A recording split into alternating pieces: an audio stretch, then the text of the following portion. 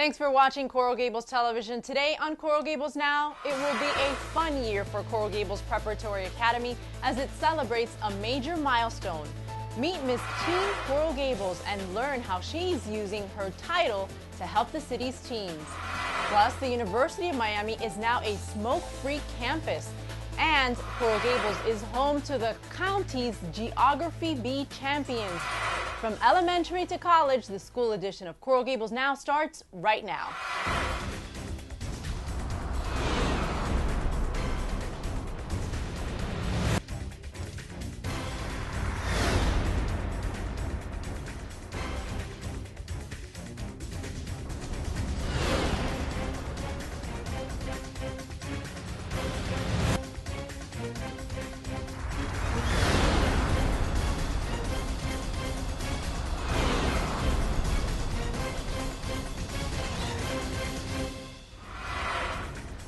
Hello and welcome to Coral Gables Now. I'm Belkis Perez. August marks the start of a new school year. One group of kids from Coral Gables is starting the year with an extra skip in their step, and who can blame them? St. Teresa's School is the reigning champion of the Miami-Dade County Geography Bee. And joining us to talk about this incredible win is the assistant coach, Tim Van Hemert. And we've got Marcel, which is his son, and we've got Carlos Morales. Thank you guys for being here. Thank you for having us. So Tim, tell me first off, tell me a little bit about the Geography Bee. Well, every year the Miami-Dade County puts on a Geography Bee towards the end of the year. It's usually in May. And they invite schools that want to be able to provide a team of anybody from 2nd to 5th grade. And team members are set at a limit of 6 members, plus the coach. And they will compete against other schools within Miami-Dade County. This is your 3rd year, and you've already won this title. How exciting was that for you, and how stressful, too? Belkis, this is actually, I have mixed feelings about the Geography Bee, because I was really, really stressed out, even the first year, the 2nd year, and even this year, even though I knew we would win. But you were still stressed, huh? Yeah, because, I mean, you never know. It's a lot to know. Yeah. What if you forget a question, and that question just comes up? Okay, so this is my question now that you bring this up. You kind of have to like what you're doing. So how did you get involved in it, and did you want to get, is this something that your dad, you're on camera now, is this something that your dad put you up to it, or you really wanted to do it? Actually, I really wanted to do this because my dad told me about it after I had gotten an interest when I was around 4. And he said... Do you think it's fun, though? Oh, no, it's definitely very, very fun. And I'm also, while I'm doing this, I'm also preparing for the national bee, or the school bee, to make it to the National Geographic State Bee, which brings you to the nationals. Because this is the county bee that This is only the county. So this now goes, he can now compete with what? No, it's really actually 2 separate programs. Okay. One is run by Dade County. So it helps you prepare. And the county has a team. Each school has a team to participate in the county. Okay. The National Geographic Bee is the one you see on television and they have the finals in Washington, D.C., and Alex Trebek is the moderator, and some people have seen that. That's a different thing. What happens there is that the school has an in-school bee, much like a spelling bee, and the winner of that then has to take a qualifying test. And if you qualify, then you go to the state championships. If you win the state championships, you represent the state in nationals. Now, Marcel did go to the state championships this year. He did not win, but he did qualify, so that was a big accomplishment. So they kind of help each other out. He studies for the national one as well as for the county. So how do you study for this? Reading? Yeah, most of what I've studied is reading, and my dad also helps me study by looking through books and a whole lot of stuff. Do you really not know what they're going to ask you, and so it's really just knowing? You're never going to know. You have to know everything from A to Z. I mean, they could ask you anything from Antarctica to Greenland. And how long did it take you? I mean, how much studying did you do for this? I put in a whole lot of time in studying because it's something that you want to be prepared for. And did you do it, for example, in the mornings, in the weekends? How did that work out?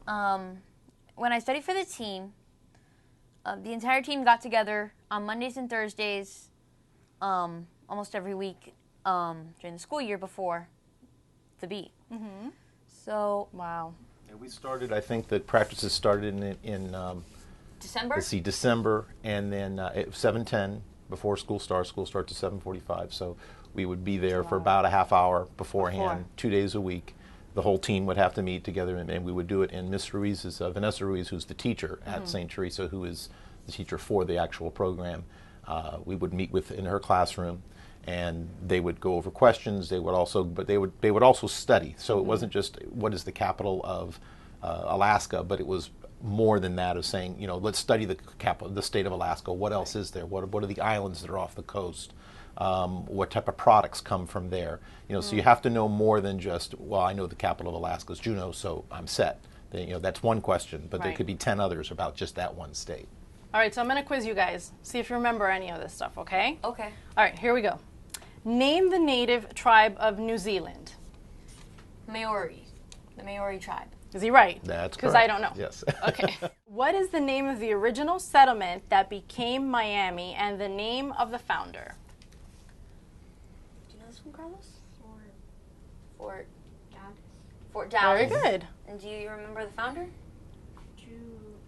Julia Tuttle. And we're talking about here third graders, fourth graders. Yes, fourth he graders was and in fifth third graders. going into fourth. Which He's now is going into fourth. Marcel was fifth going into sixth. Considerable. Okay, so the last one.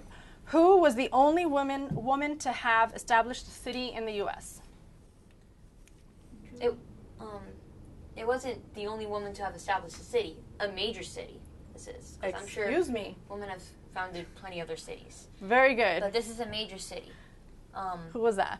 It's Julia Tuttle. She actually founded Miami. There you go. Really good. More than me. All right, thank you guys. We really appreciate you coming. Congratulations. I'm happy that we have a winning team in our own city.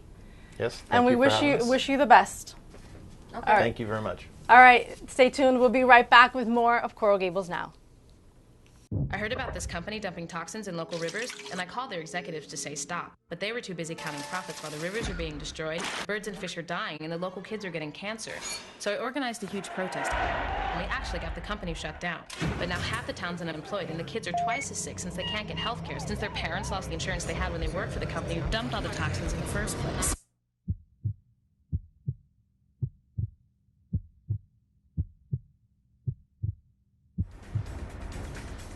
Welcome back. This school year especially will be a memorable one for Coral Gables Preparatory Academy as it celebrates its 90th anniversary. And here to tell us what we can expect this year is Principal Chelly Serra. Thank you so much. I appreciate it. You're welcome. It's great to be here. Congratulations, 90th anniversary. Not a lot of schools can say that in the area. Exactly. So school has just started. Tell me about what we can expect this year. Anything new happening aside from the 90th anniversary?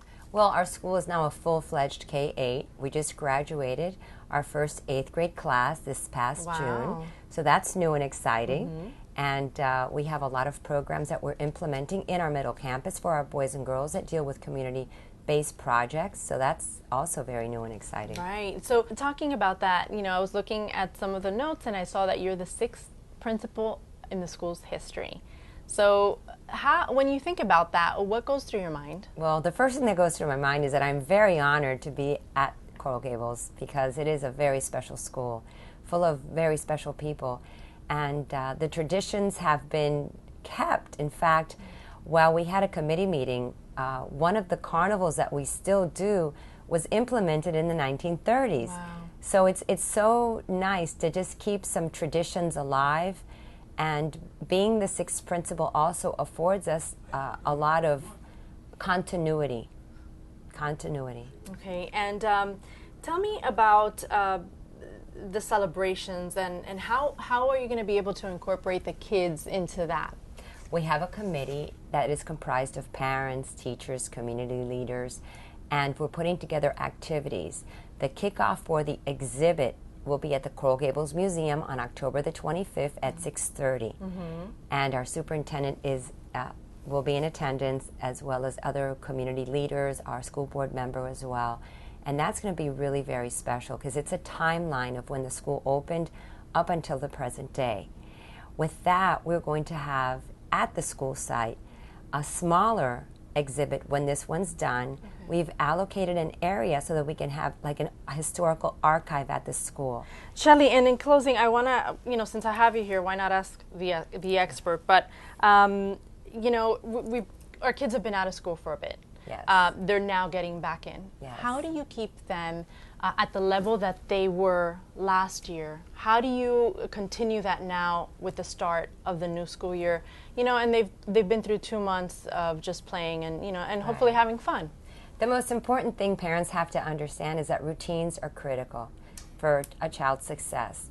So let's say that during the summer your child was kind of like on a very loose schedule where they would go to sleep at 9, 10, 11 o'clock at night. It's very important now to adhere to a schedule maybe a week or two before the school starts so that the child can get used to going to bed earlier and of course getting up earlier. And just starting those routines, maybe using a calendar, putting it on the refrigerator, adding the extracurricular activities because many of our boys and girls are involved in extracurricular activities after school. And it's, sometimes it can be a little daunting and overwhelming for them. So starting with the routines and the procedures, I think, is one of the best things to do. Thank you, Shelly, so much. We appreciate you being here today. It was a pleasure being here. Thank you for having me. And then there's a special exhibit that we were talking about. It's going to open up at the Coral Gables Museum to mark the anniversary of the school. The exhibit, Inspiring High Ideals, celebrating 90 years of history at Coral Gables Elementary School, will run from October 25th through December 1st. For museum times at admission prices, you can always visit www.coralgablesmuseum.org. Stay tuned. We have much more to go on Coral Gables Now.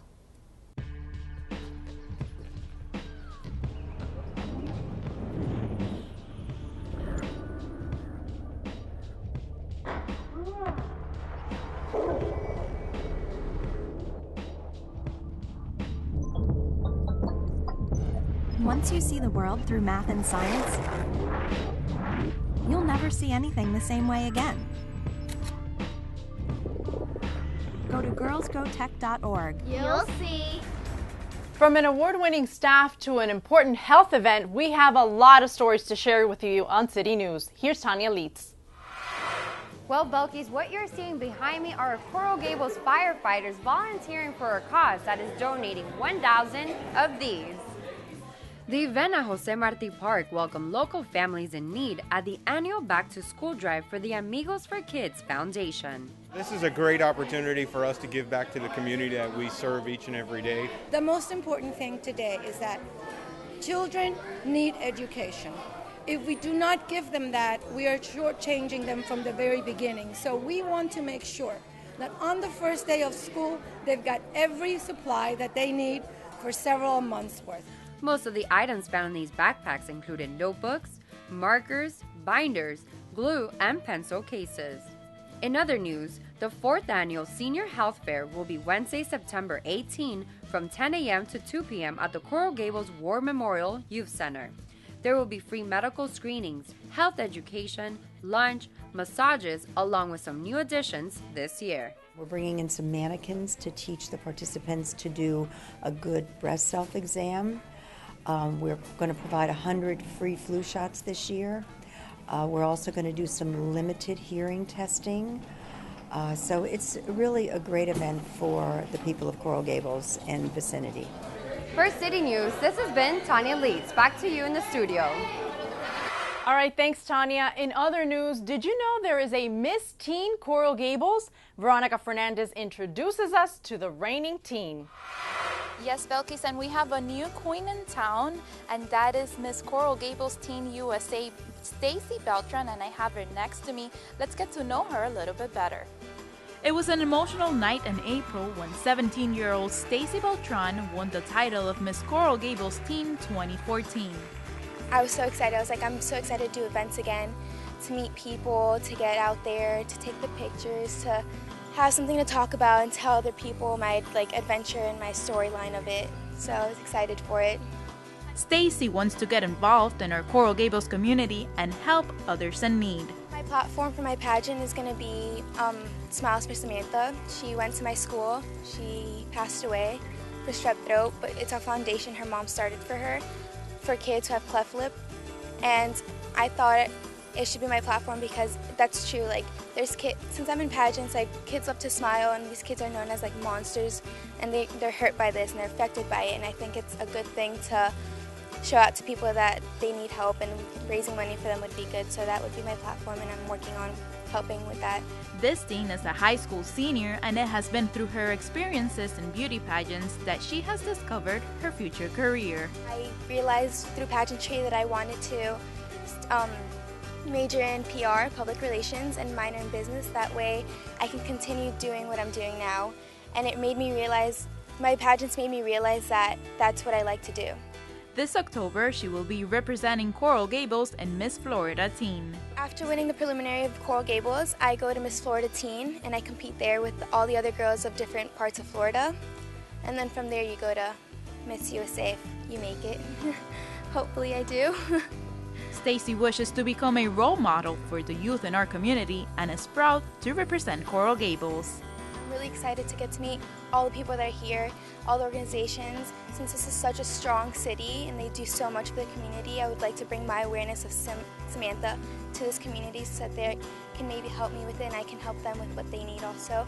And I want them to be proud to have me represent them at the Miss Florida USA Teen Pageant. Belkis, and I'm sure you're going to see Stacy in different events here in our community representing Coral Gables. That's all I have. Back to you. All right, thanks, Veronica. We'll be right back with more of Coral Gables Now. Hey, kid, what's shaking? Besides me. Dad, there's something wrong with the fridge. What? Ooh, a snack. Got energy hogs in your house? Now you have the power to do something about them. Log on to energyhog.org. Because nobody likes an energy hog. Hey, they got Charlie! Who cares? Welcome back. After a highly successful season, the Miami Hurricanes men's basketball team is hoping to build upon greatness and reach the NCAA championship this upcoming season. Rodolfo Roman spoke with ACC Coach of the Year, UM's own Jim Larrañaga, about delivering on expectations. Rodolfo? Thanks, Buckies. I'm here in the office of Coach Jim Larrañaga. Coach, thank you so very much for taking some time and speaking to us here on Coral Gables Now. What a successful story. The University of Miami men's basketball team was all over the nation with the success that you had. But then you come, just a few weeks ago, you were at the City Commission in Coral Gables. I want to first talk to you about that. Tell me, going up to the commissioners and receiving this proclamation that you received. Well, the proclamation was wonderful because it was recognition for the great season that the University of Miami men's basketball program had, the best season in school's history. And it's nice to be recognized by your local community that the impact that our players had and the success that they enjoyed was not only felt by the university, but the entire Coral Gables community. In fact, the entire city of Miami got behind our program. That was very exciting. Now, come this season, pretty much starting like almost fresh, since your 6 seniors have left, but you do got some seniors coming back. Tell me some of the new guys that are going to be on the squad. Some of them local, from Miami-Dade, from Broward County, or from Florida? Yeah, we do have quite a few new faces in our lineup. One of the players that I think will have a major impact and a great role on our team is DeAndre Burnett, who played at Carroll City High School here in Miami. He averaged like 36 points a game in high school, and we're going to expect him to get a lot of buckets for us while he's here. Tell me about the ACC tournament, the first one for the University of Miami. You were able to achieve it with your team. We're actually looking at it right here. Tell me about that accomplishment when you guys won this. What was the atmosphere in the locker room, Coach? Well, the funny thing is, when I took the job at Miami, one thing everybody said is you'll never be able to beat Duke or Carolina or win an ACC championship. So to be able to do that in our second year was really fantastic, and the players deserve all the credit in the world. Shane Larkin, Duran Scott, Trey McKinney-Jones, Kenny Kaji, Julian Gamble, Reggie Johnson, Ryan Brown, all those guys did a fantastic job. Tanya Jakiri, our only freshman, got to play a lot. And the excitement in the locker room after we cut down the nets in Greensboro We had to defeat North Carolina State and North Carolina in the state of North Carolina in front of their hometown fans. We still were able to do that. So remarkable resolve by this University of Miami basketball team. First ACC championship in school history. Have you had some Cuban coffee or oh yeah, oh yeah. What's your favorite one? Well, no, the local restaurant is Havana Harry's. It's right down the road. So, but it's just nice to be in Coral Gables because all the people here in Coral Gables have been wonderful to us. We have a basketball camp for the young kids, and it's sold out every week. The children love it. They've been following our basketball program now, and they've gotten their parents to take them over here and come to the games, bring them to the games. So it's just a great environment. It's a great community to live in. Coach, thank you so very much. Much success this coming season. I know you're going to represent the University of Miami Coral Gables very, very high in the ACC and possibly get us to the Final Four, and let's win this thing, Coach. Thank you, Coach. Well, back to you, Buckies. All right, thanks, Rodolfo. Staying in Canes country, as of August 1st, UM's Coral Gables campus is smoke-free. That means smoking will no longer be allowed anywhere on campus. Joining us to talk about the changes is Narissa Morris, VP of Human Resources at the university. Thank you so much, Narissa, for being here. Thanks for having me. So, you know, we've heard that there's 1,100 colleges and universities that are currently smoke-free. What was the push for UM to do this as well? Well, I think it starts with wanting to provide a healthy environment for our faculty, our staff, our students, and our visitors to our campuses. So that was really where it began. It was also very important to our students. And I'd say this is really a student-led initiative. Our student government, our Graduate Student Association, and the Student Bar Association, working with the Office of Student Affairs as well as Human Resources, have really been driving forces to bring this change about.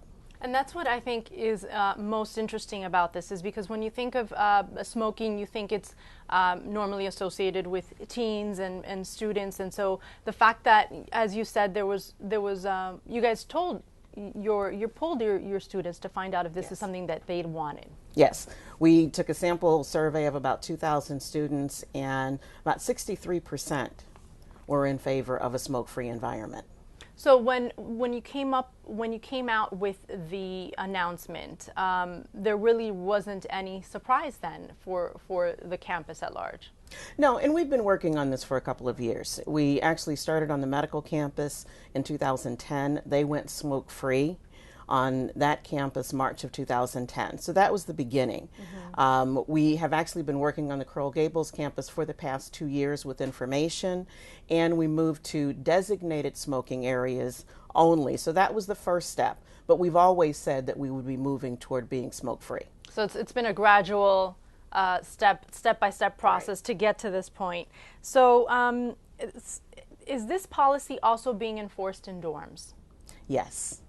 So yes, all on campus facilities? Yes, since the Coral Gables campus is a residential facility, it will include our dorms, so there will be no smoking in the dormitories, the residential colleges, in the commons areas, across the grounds, and any of the other buildings. What role did the Wellness Advisory Council play in this? I know that you're the chair as well of that. So we've partnered with the Student Government Association, the Office of Student Affairs, in order to bring this initiative about. We really are trying to encourage the entire population to live a healthy lifestyle. Mm-hmm. And part of that is providing a healthy environment, whether it's work or for our students who are residential, home for them. We want this to be a healthy work environment. So the council is certainly 100% behind this. We also support our benefit plans and programs to help people become smoke-free. So we have a Be Smoke-Free program that's available to our faculty, our students, our staff, and family members.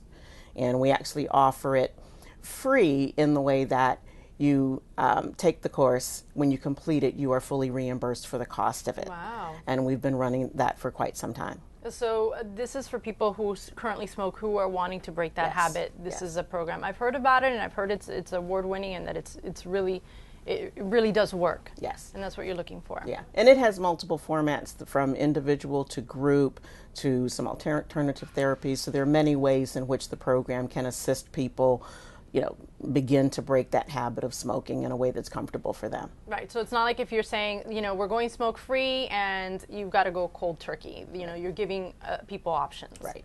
Narissa, you had said that this has been implemented in medical campus before. So tell me about things that you've learned from implementing that at other areas and how that has helped, that experience has helped bring it now to the Coral Gables campus. Well, I think people generally appreciate having a smoke-free environment. I mean, certainly there are smokers and they have to find alternatives, but having to find alternatives encourages them to think about, should I start quitting? And so I think it really is most beneficial in helping to raise the awareness. It gives us a way to talk about it. It gives us a way to promote the programs that actually help you to stop. So I think we've just learned that education is really important. Providing support to people is really important, and providing support that meets them where they are, as opposed to one way is the only way to do this. Well, thank you so much, Narissa. I really appreciate it. Congratulations. And we look forward to more of that. Thank you. All right, and we'll be right back with more of Coral Gables Now. Stay tuned. Daddy, why is the sky blue? Well, to match your pretty eyes. Nope, not even close. See, all colors have wavelengths that are diffused by oxygen and nitrogen. Since blue is the shortest wavelength, it's diffused up to 10 times more. Who taught you that? Mommy? By age 12, too many girls lose interest in math and science and their chance at future jobs. Keep her interest alive. You know why mathematics is the basis of life as we know it? You tell me. It's her future. Do the math. Welcome back. There are many benefits to yoga, even for children. It can help them with enhancing concentration, increasing self-esteem, and even discipline. A special workshop was held at the Coral Gables Library to show parents how to implement yoga at home. We sent Tanya Leitz to get that story, and she shares with us some tips now. Tanya? Each and every day, adults are practicing yoga to help them with stress and better focus. But now, studies show it has the same effect on our youngsters. Twice a week, this Super Yogi schoolhouse provides a nurturing environment where kids not only get to make new friends, but they also learn emotional discipline. I feel like there's so many things that kids don't know how to deal with their stress.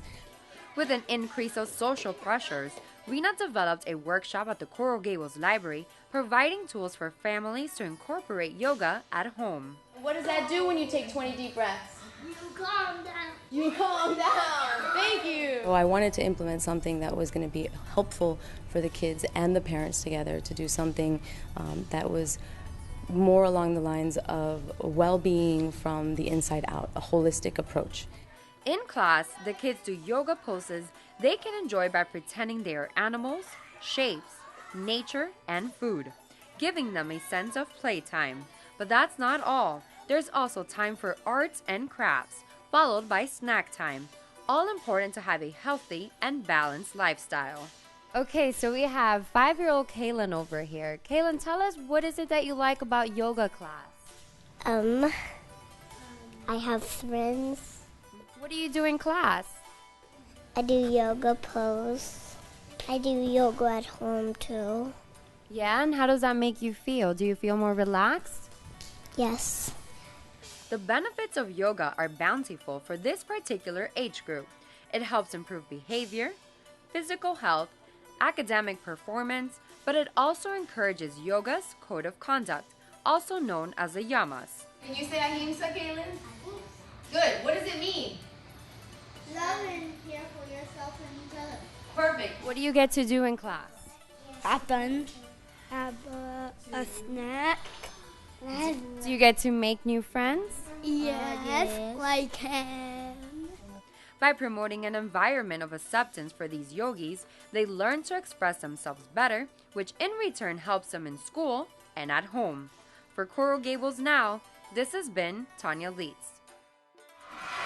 All right, thanks, Tanya. That does it for this edition of Coral Gables Now. Thanks for watching Coral Gables Television. Remember to catch us on YouTube. That's www.youtube.com/Coral Gables TV. And I really hope that this information that we provided you today will give you a head start to the school year. We'll see you next month.